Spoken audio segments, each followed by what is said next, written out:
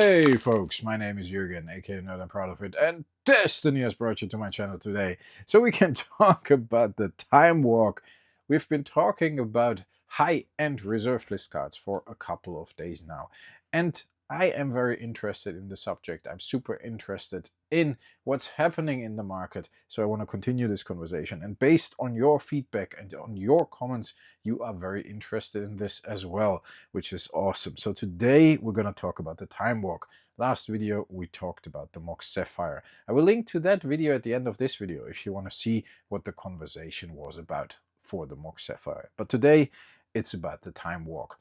And honestly, we have to celebrate a little bit because we just hit the 2600 subscribers, which for an old small channel like this is quite the achievement. I'm very happy. In the beginning, I never would have thought we'd get that far. And recently, the subscribers are pouring in, which is awesome. We actually got a couple of Patreon supporters, new Patreon supporters as well. If you want to support the channel via Patreon or via YouTube channel membership, you can hit the link, which is in the description. It says it here as well. But I honestly appreciate all the support recently. So, we talked about old reserved list cards. I wanted to say old school, but some of them are not even allowed in old school. And one of them is the Time Walk. And for regular viewers on the channel, this is not a new card. This is, I believe, the oldest Power 9 I have in my collection. I played this in school on concrete without sleeve in 1994, I believe. Gonna have a look at it. It's very dirty, it's very grimy, and it's very heavily played. It's not inked, which is awesome. It's an honest card, but it just has seen a lot of love. I really played this for a very long time without sleeve. It is crazy, folks. But a Time Walk like this still at this moment sets you back $2,500. I think that's crazy.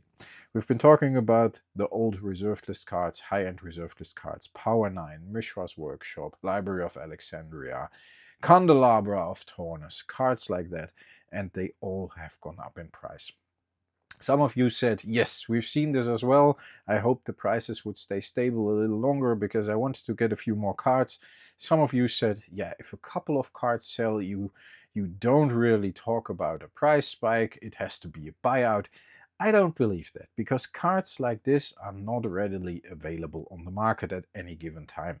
There are simply not a lot to go around. So if 2 or 3 of these cards sell for a pretty high price, then I think the market is shifting, and it's representative of the market shifting. Of course, cards can go down in price again, but it doesn't seem that way for these old cards.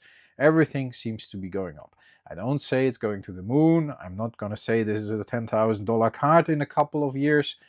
Might be, but it's very unlikely that at a certain point the price rise won't stop. But currently, we're quite heavily moving into the upward direction. I think a card like this setting you back $2,500 is crazy. So yeah, this is my oldest Power 9 card. I played this a lot and I love this a lot. I have gotten a couple of years ago, I believe. I think I even made videos on the channel about it.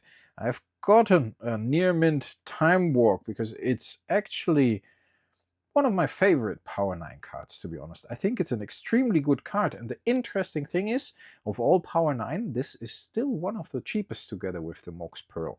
I think this is very interesting because it is an extremely good card. Ah, look at this. This is a nice clean copy, right? Yeah, a little spickle here and there, but I think that's in the sleeve. I have to take it out of the sleeve. Yeah, it's not near mint, but I'd say it's very good. Love this card. Yeah, I was very happy I got this. It was pretty. I think at that moment, even then, I paid like, before 2020, 2019 or something, I paid like $1,500 for this. So still a lot of money. But if you look at the fact that this heavy plate copy is around $2,500, and that very good copy is around $4,500, folks. Obviously, condition matters, especially with high-end cards like this. This might be a nice thumbnail, but it's crazy. Even a card like this, which to a lot of people isn't one of the best high-end Power 9 cards. I mean, it's a fantastic card. I personally believe an extra turn is fucking amazing. But even a card that is, yeah, considered one of the cheaper Power 9 cards in a condition like this is $4,500, $5,000, which is crazy in my opinion. I'm going to put it back in the Unlimited set. I'm going to put my good old Time Walk back in the binder as well once we're finished with the video. But I think the problem with this is that at any given time there are not a lot on the market, like I said. And I checked it out on Card Market over here in Europe. There are currently 42 unlimited Time Walks, which start at around $2,500 for light plate one. I'm going to put it here on the screen. It almost looks as bad as this one, so that's definitely not light plate, but that's what you get if you buy from Card Market. I personally buy from 3for1 Trading in Austria. I think they currently have a light plate good one for around $4,000 available, which still is crazy to me. But 42 copies on the market. So if a couple sell, and they do, recently a couple have sold, if a couple of them sell, the market shifts, folks, because people see there is demand for these cards. It's very niche. So we're not talking about hundreds of cards selling, which maybe is why this doesn't show up anywhere. But cards are selling. Vintage reserved list cards are selling. And that is very interesting. So the $2,500 for a light plate copy, which is not that light plate, let's say a heavy plate copy or a plate copy. This is a heavy plate copy, probably. Yeah, this is not even plate anymore. It's heavy plate, but it's not inked. So yeah, and it's not damaged or whatever or torn. It's just plate. So yeah, I would say heavy plate. But even a plate copy, $2,500, and then it goes up to $4,500, $5,000, and I've seen even PSA 10 copies for $20,000. It's crazy. But if you want to get a minty one, unlimited, you're already looking at around $6,000. So I would say this one probably is around 5K, whatever. Not that I care, not that it's about the money. It's more crazy to me that people are not talking about this. It is very clear that there's something happening in the market. There's a price adjustment happening in the market. Beta, crazy. There are only around 20-25 copies on Card Market over here in Europe, which is not a lot. And that sets you back. It starts at around $3,500, I guess, the beta one, and it sets you back up to like 8, 9, 10K depending on the condition. And everything alpha, I think they're around 10, is around, yeah, 6, 7K, but those are heavily played. And then you are looking at above 10K for a nice alpha copy. So let's say there are 60, 70 copies on the market of this one.